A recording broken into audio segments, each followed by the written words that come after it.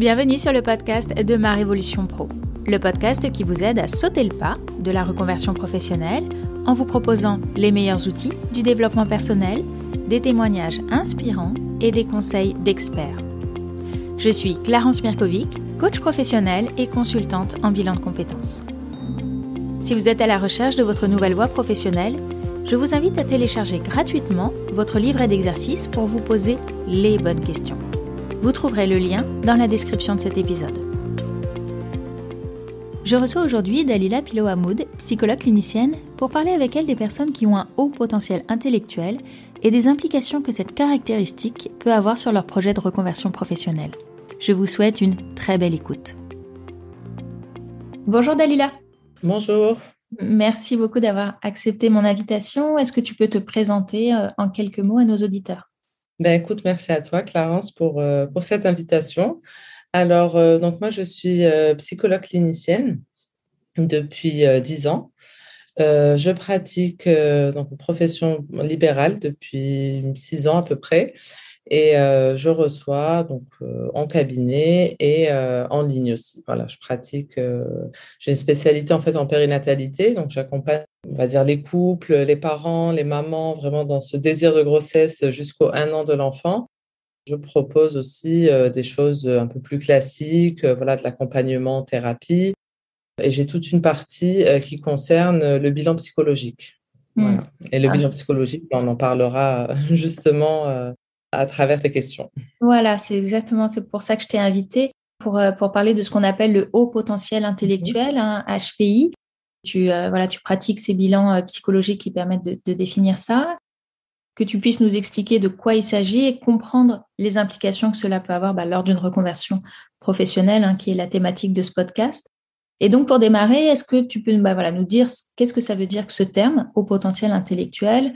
On entend aussi parler de douance, de zèbre, de tous ces mots-là qui, je pense, veulent dire un peu la même chose. Oui, tout à fait. Mais en fait, on entend parler, comme tu dis, la zèbre, douance, HPI aussi. Ça regroupe vraiment le haut potentiel intellectuel. En fait, c'est une caractéristique individuelle qui désigne des personnes qui ont un quotient intellectuel, donc un QI, qui est compris entre 130 et 160, c'est le maximum, mais souvent, c'est un QI égal ou supérieur à 130. Donc, sachant que le QI moyen est autour de 100. Donc, le HPI, c'est une personne qui va être, par rapport aux adultes d'une même catégorie, il va être un peu supérieur par rapport à ces adultes-là. Il faut savoir que c'est une caractéristique qui est individuelle. C'est pas une forme, parce que souvent on dit c'est souvent chez les enfants qu'on retrouve ça, ils vont me dire je suis plus intelligent que lui ou c'est un peu cette idée-là. Pas forcément, c'est vraiment un mode de fonctionnement qui est différent. On reviendra un peu après sur les caractéristiques, mais c'est un mode de fonctionnement qui est différent de la norme, de la fameuse norme autour des 100. Ok. On parle aussi parfois de HPE, haut potentiel émotionnel. Exactement. Quelle est la différence ? Pour revenir sur le HPI, ça concerne vraiment le facteur G, donc c'est l'intelligence générale. Donc là, on parle vraiment d'efficience intellectuelle. Et ce qui concerne le HPE, c'est le côté potentiel émotionnel. Donc là, on va retrouver parfois justement, il y a des études qui ont montré qu'il y avait des corrélations entre le fait d'être HPI et d'avoir ce potentiel émotionnel, c'est-à-dire beaucoup d'empathie, parfois une hypersensibilité, parfois justement avoir une intuition qui est exacerbée par rapport aux autres, percevoir certaines choses que les autres ne vont pas forcément percevoir. Donc, ce n'est pas forcément lié. Il y a des personnes qui vont être que HPI et pas forcément, au contraire, qui vont beaucoup intellectualiser et qui ne vont pas être tellement dans l'émotionnel, et d'autres pas du tout, qui vont vraiment avoir cette caractéristique en plus. Donc, c'est important d'apprendre aussi à se connaître, d'apprendre à s'adapter à cette caractéristique. Ce n'est pas une maladie, ce n'est pas un défaut, bien au contraire. Quand on apprend à se connaître, ça peut devenir une force. Donc, il faut apprendre à l'exploiter. Alors, comment savoir justement si on est HPI ? Quels sont les signes qui pourraient nous orienter et quel est le moyen de le valider, de le confirmer ensuite ? Alors déjà, souvent, le seul moyen de confirmer, c'est de passer le fameux test de QI. Alors, on retrouve beaucoup de tests sur Internet. qui sont pas du tout fiables, hein. On retrouve parfois des petits questionnaires, des quiz et tout ça. Donc, bon, ça peut donner une orientation, mais le test officiel, c'est vraiment l'échelle de la Weiss, donc pour les adultes. Donc, c'est la Weiss 4.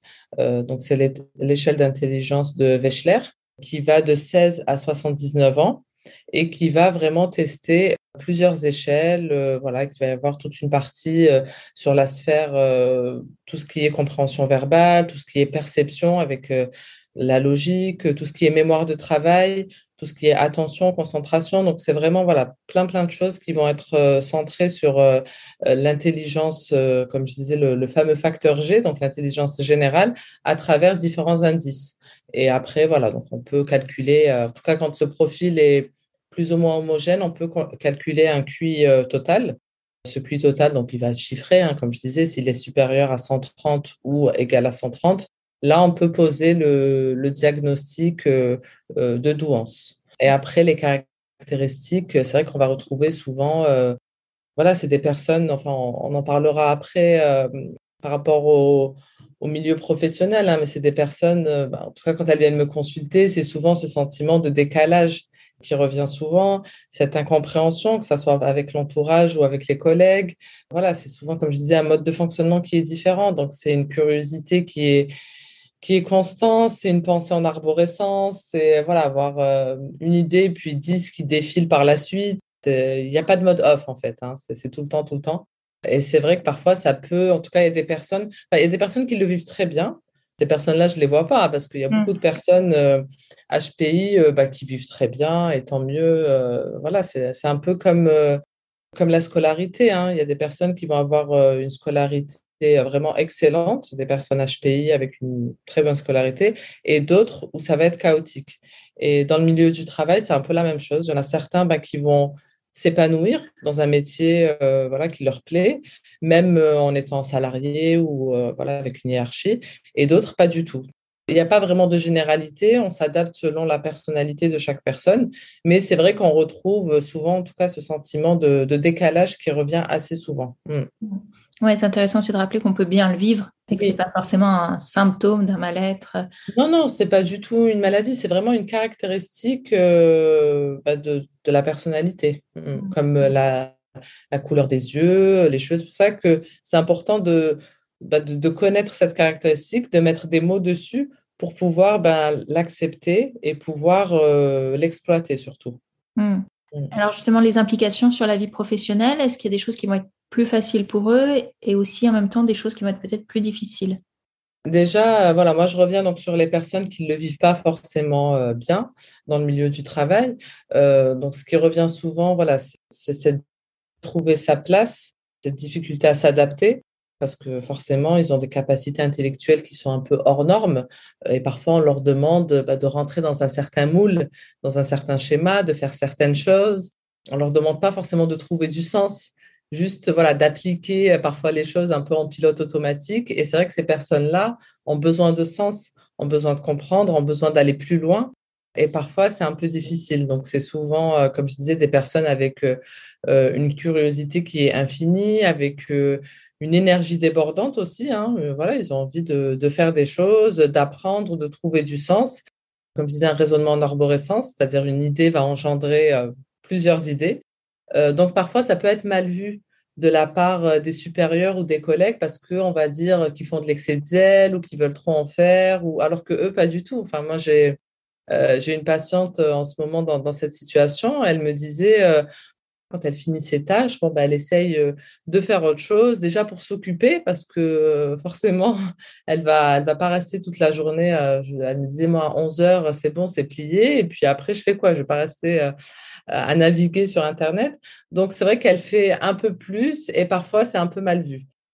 D'où l'importance de pouvoir aussi en parler, de pas s'isoler, de pas subir, parce que souvent, voilà, c'est des personnes qui ont l'impression de subir, de se dire, bon, j'ai pas le choix, c'est comme ça, et je dois m'adapter. Donc, elles vont se développer un système de suradaptation qui va pas être forcément la réponse au mal-être. Mm.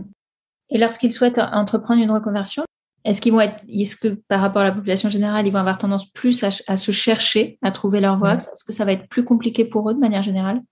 Exactement, oui, parce que justement, c'est des personnes, alors souvent, elles essaient de rentrer dans le fameux moule au début, et puis moi, je les récupère, on va dire, vers la trentaine, ou un peu, voilà, entre 30 et 35, hein, c'est souvent l'âge des reconversions professionnelles, donc on va dire qu'à la sortie des études, bon, voilà, c'est des personnes qui vont un peu suivre le schéma classique, et puis petit à petit se rendre compte que ça ne correspond pas du tout à leur personnalité, qu'elles sont juste spectatrices de leur vie et que voilà, c'est pas du tout épanouissant en fait. Je reviens sur cette patiente parce que du coup, j'avais pris quelques notes, donc qui avait évoqué voilà, la sensation de ne pas parler le même langage que ses collègues. Donc ça m'avait interpellée. Et on avait même parlé d'un faux self, en fait. Le faux self, c'est-à-dire qu'elle avait développé justement cette fameuse capacité de suradaptation, que en fait, voilà, elle s'était perdue en fait avec elle-même. C'est-à-dire elle voulait faire comme les autres, mais voilà, c'était pas sa vraie personnalité. Je pense que ce qui peut être positif, en tout cas dans ce cheminement, c'est ce travail sur soi. C'est effectivement, voilà, quand on va consulter, on apprend à se connaître, on apprend à s'écouter, à reconnaître ses propres besoins, à se différencier des autres, hein, donc pas forcément à se comparer, parce que c'est vrai qu'on a tendance à se comparer, à se dire, ah ben eux, ils font ça, donc c'est ça la norme, donc je devrais le faire aussi. Donc on apprend vraiment voilà, à s'individualiser, et c'est là où ça peut être intéressant, parce que voilà, on apprend à répondre à ses propres besoins. Si son besoin, c'est de travailler seul, c'est de faire un projet ou autre, bon, on arrive aussi à trouver d'autres objectifs, j'ai envie de dire d'autres terrains pour avancer. On parle beaucoup de faux self, effectivement, dans les HPI. Est-ce que tu peux nous préciser un peu plus ce que c'est? En fait, c'est des personnes voilà, qui vont essayer de se fondre un peu dans la masse parce que voilà, il y a une certaine image en se disant voilà, c'est comme ça qu'il faut faire, mais qui vont être complètement déconnectées d'elles-mêmes. Et le but d'une thérapie ou d'un coaching, ou enfin, en tout cas, le but quand on entreprend ce genre de démarche, c'est vraiment de se recentrer sur soi. Dans le faux self, on est complètement déconnecté, hein, c'est-à-dire que voilà, on va afficher, par exemple, un sourire, on va afficher certaines choses, mais qui ne sont pas du tout en accord avec nos propres valeurs, avec nos propres envies et avec nos propres besoins. Donc, c'est des personnes qui vont avancer au quotidien, mais au final, qui vont être vraiment avec cette sensation d'être spectatrices de leur vie, pas être pleinement actrices, voilà, de prendre le dessus, de s'épanouir, voilà, d'être vraiment en accord avec soi-même. Et c'est vrai qu'on peut retrouver ça souvent chez les HPI, et on retrouve aussi le syndrome de l'imposteur. Je ne sais pas si, Vas-y, est-ce que si, tu si c'est peux... une notion qui te parle aussi. Oui, c'est une notion qui me Voilà, parle. c'est le fait voilà, de s'attribuer, en tout cas quand il y a des réussites ou des choses comme ça, on va souvent les attribuer aux autres et pas à soi, parce que justement, on n'a pas confiance en soi, on a parfois une mauvaise estime de soi. Voilà, à force de critiques, à force de jugement, parce que c'est des personnes qui se remettent beaucoup en question aussi. Encore une fois, ce décalage avec les autres, cette incompréhension. Parfois, voilà, si elles vont parler de reconversion professionnelle à leur entourage, si c'est une personne qui occupe un poste important, enfin, on va pas comprendre. On va dire, ah bon, mais pourquoi ça se passe bien, etc. Enfin, on va juger, on va critiquer. Et donc, c'est vrai que ça peut avoir un impact sur l'estime de soi, sur la confiance, et ça peut développer ce genre de problématiques. Lorsqu'ils souhaitent entreprendre une reconversion professionnelle, qu'est-ce qui risque d'être le plus difficile pour eux? Alors, le plus difficile, je pense que c'est vraiment se détacher du regard des autres. On vit en société, c'est vrai que c'est des personnes, enfin, comme on l'a évoqué, parfois il y a l'hypersensibilité qui va venir se greffer à cette personnalité. Et du coup, voilà, c'est des personnes qui vont être vraiment sensibles aux critiques, au jugement des autres. Parfois, voilà, on peut retrouver une personne qui a un poste important, qui veut changer de métier, et puis l'entourage ne va pas forcément comprendre, va juger, hein. Alors ça va être pas forcément juger, mais voilà, ça va être des petites remarques du style mais pourquoi, mais ça se passe bien, etc. Donc il y aura ce manque de compréhension qui va être compliqué pour eux, sachant que une personne dans cette situation souvent ressent les choses de façon un peu exacerbée, hein. Donc le ressenti est vécu un peu à 1000%. Et donc, comme il y a aussi cette pensée en arborescence avec, comme je disais, 10 000 questions à la fois, donc il va y avoir vraiment tout ce questionnement, toute cette remise en question, cette recherche de sens. Donc, ça peut rajouter de la difficulté, avec des personnes. Moi, j'ai des personnes parfois qui me disent, ah là là, mais je fais des insomnies, j'en dors plus parce que je réfléchis tout le temps à la suite et comment ça va se passer et qu'est-ce qu'ils vont dire. Et enfin, voilà. Donc, je pense que c'est important de pouvoir vraiment se détacher un peu de ce regard-là,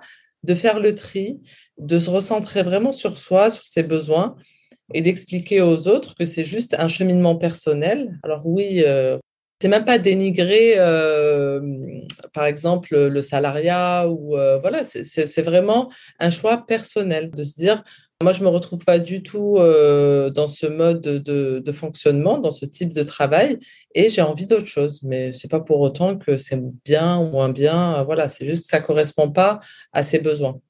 C'est important de pouvoir aussi en parler.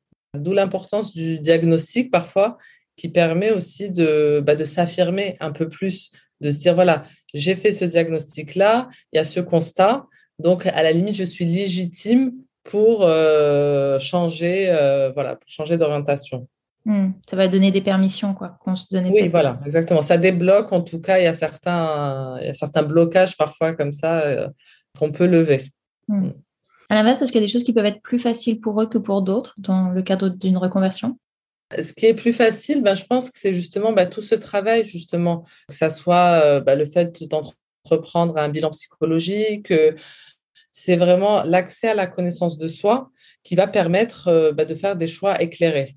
Voilà, des choix éclairés. Alors oui, on fait des choix pour avancer. Alors pas forcément, comme je dis souvent, voilà, on peut faire un choix, il peut être bon, il peut être mauvais, mais au moins on se dit, voilà, on avance, on n'est plus spectateur de sa vie, on ne subit pas un quotidien qui nous pèse, mais on fait des choix, on avance. Alors parfois, moi j'utilise pas le terme échec, parfois certaines personnes vivent les reconversions si ça se passe pas comme prévu, comme un échec. Moi, pour moi, c'est juste des étapes pour arriver à un objectif. Parfois, certaines personnes me disent, ah là là, mais moi j'ai un poste hyper élevé, donc si je change, ça va être peut-être perçu comme un échec. Je reviens au regard de l'autre par rapport aux autres, alors que pas du tout. À partir du moment où on est au clair avec soi-même, ou pour nous, c'est pas du tout un échec, bien au contraire. Alors même si on reprend des études, même si on refait des formations, enfin, voilà, c'est pas une forme de régression, bien au contraire, c'est une façon d'évoluer, d'avancer. Alors oui, parfois ça prend du temps, parfois c'est un peu plus compliqué, mais je pense que tant qu'on est au clair avec soi-même, on peut avancer tranquillement et puis ne pas hésiter à se faire aider. Donc voilà, à faire un bilan si besoin, à faire appel à un coaching pour avoir justement ce regard extérieur parce que nous, parfois, on ne l'a pas. On est tellement dedans et puis on est parasité par tellement de choses, par nos croyances, parfois c'est souvent des fausses croyances d'ailleurs, par l'entourage, etc. Donc une tierce personne va aussi jouer ce rôle un peu de mettre un peu de distance par rapport à ce qu'on vit, nous, au quotidien, qui est parfois vécu de façon assez intense. Surtout pour les personnes à haut potentiel. Si en plus elles sont corrélées avec l'hypersensibilité, je pense que c'est intéressant d'avoir une personne tierce pour nous aider à cheminer. Est-ce qu'il y a des métiers ou des secteurs dans lesquels ils peuvent s'épanouir davantage? Alors moi, souvent, l'exemple que j'ai, c'est des personnes qui se mettent à leur compte, vraiment, qui montent, qui font leur propre projet, qui avaient des idées, qui n'osaient pas justement. Mais c'est souvent des personnes qui, en tout cas avec un petit coup de boost, que ça soit le fait que le diagnostic soit posé, noir sur blanc, qu'ils puissent se dire, bon, ben moi, je fais pas partie de la norme, donc j'ai le droit de faire quelque chose hors norme, on va dire, entre guillemets. Et du coup, elle s'autorise à vivre, on va dire, des choses différentes et à exploiter ce potentiel. Donc souvent, oui, c'est des personnes qui vont plus aller vers l'entrepreneuriat, vers des choses, s'installer en indépendant, etc. Là, elles vont vraiment pouvoir exprimer tout leur potentiel. Oui, exactement, exactement. Le côté créatif, le côté, se libérer un peu des normes, parce que c'est souvent ça. Comment ils vivent le changement de manière générale? De manière générale, quand c'est des choix, encore une fois, quand c'est des choix éclairés, ils le vivent très bien parce que ils s'épanouissent dans ces projets. Et puis, il y a cette notion de stimulation. Comme je disais, c'est une curiosité qui est parfois infinie. Il y a cette recherche, il y a cette quête. Clairement, parfois, c'est une quête de sens, hein. Et donc, quand c'est un projet qui les porte, souvent, c'est vécu de façon alors intense, ça c'est sûr, hein. On peut retrouver l'ascenseur émotionnel qu'on retrouve un peu chez tous les auto-entrepreneurs. Mais chez eux, alors oui, c'est vécu peut-être de façon un peu plus intense. Mais il y a vraiment ce côté où je me retrouve, je fais des choses qui me plaisent, je suis acteur de ma vie, je ne subis plus une certaine hiérarchie ou une certaine norme, je trouve du sens à ce que je fais, je donne du sens et voilà, j'exploite tout ce potentiel et je m'épanouis en fait. Donc moi, souvent, en tout cas, quand j'ai vu des reconversions, encore une fois, avec tout ce travail de cheminement, ben forcément, ça se passe bien. Ça se passe bien. Les peurs les plus fréquentes qu'ils peuvent éprouver?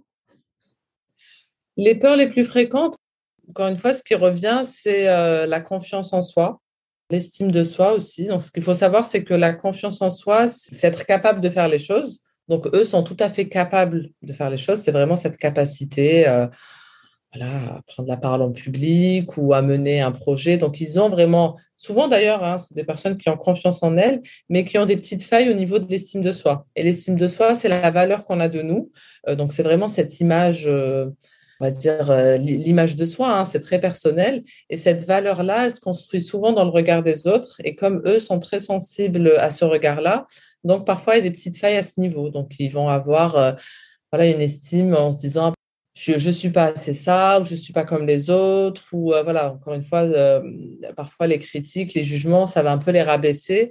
Donc, ça va être ce sentiment de décalage, d'incompréhension, de se dire, ah bah, je suis complètement à l'ouest, enfin, pourquoi les autres y arrivent et pas moi, pourquoi, enfin, cette notion de se dire, je parle pas le même langage que les autres, c'est vrai que ça peut être perturbant de se dire, bah, pourquoi les autres, ils ne comprennent pas, donc on se sent un peu isolé. Je pense qu'il y a un travail, en tout cas, moi, je travaille beaucoup sur l'estime de soi pour les valoriser, pour leur dire, bah oui, bah, vous êtes différents, mais c'est une force, hein, c'est pas une faiblesse. Donc, c'est important aussi qu'ils arrivent à restaurer cette image positive d'eux-mêmes. Voilà, avoir un discours bienveillant envers eux-mêmes et à pas se rajouter de la difficulté parce que c'est souvent des personnes qui sont perfectionnistes. Dans le perfectionnisme, justement, on a du mal à lâcher prise, on a du mal à s'accepter, on veut que tout soit bien, on met la barrière bien haute et ça rajoute de la pression, ça rajoute du stress. Donc, je pense que voilà, c'est important aussi de faire ce travail sur l'estime de soi et de développer vraiment de la bienveillance envers soi-même. Ouais, super intéressant. Quel conseil tu pourrais leur apporter à ceux qui nous écoutent et qui savent voilà, qu'ils sont HPI ou qui se reconnaissent dedans? Quel conseil tu peux leur apporter s'ils souhaitent se reconvertir? Déjà, voilà, c'est de commencer à se renseigner petit à petit. Alors oui, on ne va pas sauter le pas tout de suite, hein. Enfin, le but, c'est cette idée de cheminement. Alors oui, donc on se renseigne au début, on peut lire un peu sur le sujet, faire un test si vraiment c'est nécessaire, hein. Il y a des personnes qui ne font pas le test, hein. Donc il faut savoir que oui, alors ça nous donne le QI, oui, ça nous donne une idée chiffrée de l'intelligence globale. Mais après, voilà, il y a différentes formes d'intelligence et on peut retrouver parfois juste à travers le tableau clinique. Moi, à travers un entretien, j'évalue et je peux sentir aussi une personne quand elle a ce potentiel-là et parfois, elles n'ont pas spécialement besoin de confirmer avec un test. D'autres personnes, si. Donc, vraiment, je pense qu'il ne faut pas hésiter aussi à sauter le pas, à se dire, bon, bah, je commence à faire mon petit cheminement, je me renseigne, je passe un test si besoin. Et puis, bah, voilà, si j'ai besoin d'un coaching ou autre pour aller plus loin, parce que c'est un peu brouillon, parce que c'est vrai que cette pensée en arborescence, parfois, ça peut aussi enfin, on peut se disperser très facilement parce que justement, comme ça va dans tous les sens, il va y avoir une idée et puis une autre. Et puis voilà, donc c'est important justement de se recentrer et puis, comme je disais, de faire appel à une tierce personne bah, pour nous aider à avoir un plan d'action, se dire voilà, donc oui, si j'ai besoin de faire un test, donc ok, donc ça va être le test. Ensuite, après le test, bah, qu'est-ce que je fais? Bah, je fais ça. Ensuite, il y aura cette étape. Voilà, de pouvoir, parce que c'est des personnes qui ont besoin d'anticiper aussi. Hmm. Est-ce que tu as un livre ou un podcast à nous recommander qui peut Alors aider? moi, les livres, alors j'aime beaucoup les livres de Monique de Kermadec. J'ai beaucoup lu et ça m'a beaucoup aidé à comprendre cette personnalité. Je recommande aussi beaucoup ce livre Alors, elle en a écrit plusieurs, hein, mais celui que je recommande souvent, c'est Un sentiment de solitude de Monique de Kermadec. Il y en a plusieurs. Je pourrais te les envoyer après, peut-être les mettre Ouais, je pourrais les mettre dans le lien. voilà, sous le post. Et puis après, voilà, il y a ce podcast, il y a ton compte aussi, voilà, qui regorge d'informations. Voilà, je pense que c'est important de ne pas trop se disperser encore une fois, d'avoir quelques références. Et puis petit à petit, de faire encore une fois ce travail, surtout vraiment de se recentrer sur soi, de s'écouter, de se faire confiance aussi et de se détacher un peu voilà, du regard des autres, de la société, parce que ben, voilà, on a souvent ces injonctions-là qui vont venir nous rajouter une certaine pression. Et ces personnes-là ben, sont très, très sensibles à la pression sociale. Donc souvent, elles n'osent pas franchir le pas. Mais à partir du moment où on saute le pas, encore une fois, après, on y va, quoi. Il faut juste avoir le petit déclic. Ouais, reconnaître sa particularité, l'accepter pour la vivre au mieux, quoi. Exactement, exactement. Rien n'est mieux, quoi, c'est juste différent. Merci beaucoup, Dalila, pour toutes ces informations. Merci à toi, Clarence. Merci. À bientôt. Au revoir. À bientôt, au revoir. Merci d'avoir écouté cet épisode jusqu'au bout. Si ce podcast vous plaît, je vous invite à vous y abonner et à lui laisser un commentaire ainsi qu'une note 5 étoiles sur votre plateforme d'écoute préférée. Et si vous souhaitez entreprendre une reconversion professionnelle, prenez rendez-vous pour un entretien préliminaire, gratuit et sans engagement. Cela nous permettra de faire connaissance et de voir quel est l'accompagnement le plus adapté à votre situation. Vous trouverez le lien pour prendre rendez-vous dans la description de l'épisode. Je vous dis à bientôt. Au revoir.